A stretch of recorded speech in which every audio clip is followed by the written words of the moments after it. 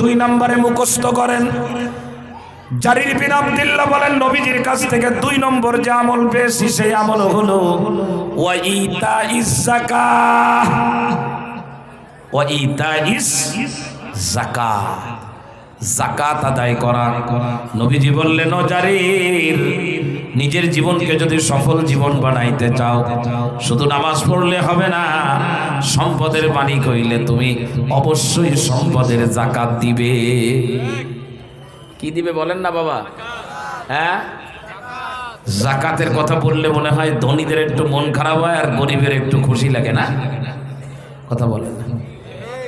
তো গরিব তো খুশি হবেই, সে যাকাতের সম্পদ পাবে।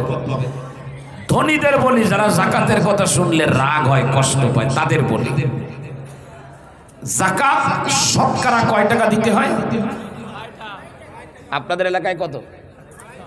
2.5 টাকা, 40 টাকায় 1 টাকা, 80 টাকায় 2 টাকা, 20 টাকায় 50 পয়সা, 2.5 টাকা, তাই না? আর থাকে কত? আপনি কি চান যে 97.5 টাকা আপনি খুব আরামসে নিয়ম অনুযায়ী ব্যবহার করেন? এটা কি আপনি চান? যদি কেউ চান অবশ্যই বছর শেষ হইলে হিসাব করে, হুজুররা আপনার বাড়ি যাক আর না যাক, আপনি হিসাব করে 2.5 টাকা 7টা খাত আছে, ওই যাকাতের খাতে আপনি পৌঁছাই দিয়ে আসবেন। ওই 97.5 টাকা আপনার জন্য আরামদায়ক হবে। কি হবে? বলে হুজুর এক কিরাম কথা বলতেছেন, টাকা দিয়ে আসলে আবার আরামদায়ক হবে? বলে হ্যাঁ, আমি বলি শোনেন। হাতে নখ লম্বা হয় না খাটো হয়? পায়ের নখ, চুল, এগুলো বর্ধনশীল, বাড়ে, মানুষের সম্পদও বাড়ে।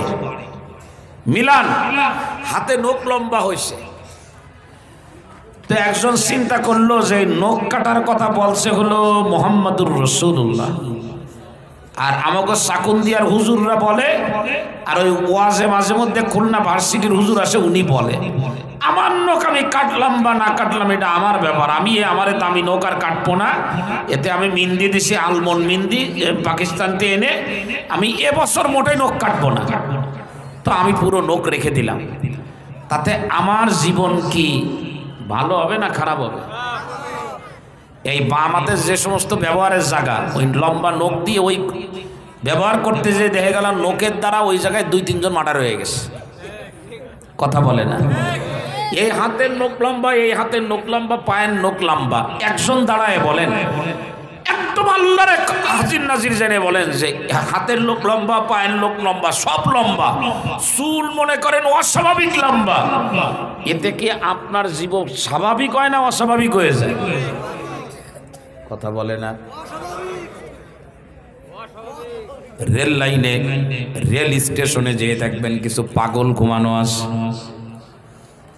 হাতের নখ লম্বা, মোষ লম্বা, মাথার চুল লম্বা, সব লম্বা, তার কোনো জায়গায় কোনো খাটো নাই।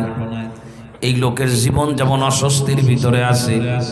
হাতের নখ সপ্তাহে না কাটলে আমি তো মনে সহ্য করতে পারি না, অস্বস্তি লাগে। হাতের নখ না কেটে কোনো বুদ্ধিমান মানুষ যদি হাতের ভিতরে রেখে দেয়, এইটা যেমন তার জন্য কোনো কল্যাণের হবে না। শতকরা 2.5 টাকা যাকাত দেওয়া লাগবে, গরিবরে দেওয়া লাগবে। যদি কেউ না দেয়, এই টাকা লোকের মতো তার বাকি 97 টাকার ব্যবহারের মজা দূর করে দেবে। এই টাকার কারণে আপনার ডাকাতির হাতে পড়া লাগবে, এই টাকার কারণে এলাকার মানুষের শত্রু হওয়া লাগবে, এই টাকার কারণে আপনার ভাই আপনারে মার্ডার করতে যাবে, এই সম্পদের কারণে আপনার জীবন দুর্বিষহ হয়ে উঠবে, পুলিশ আপনারে তালাশ করবে। টাকা নাই যার, কেউ নাই তার, এ দুনিয়ার মুসলমানেরা 2.5% যাকাত দিয়ে দেব, আমার যে বাকি 97 টাকা থাকবে, এই 97 টাকা নখ কাটা হাতের মতো হবে, ওইটা ব্যবহার করে আল্লাহর মেহেরবানিতে আমি বড় মজা পাবো। তো এখন কি যাকাত দেব না দেব না?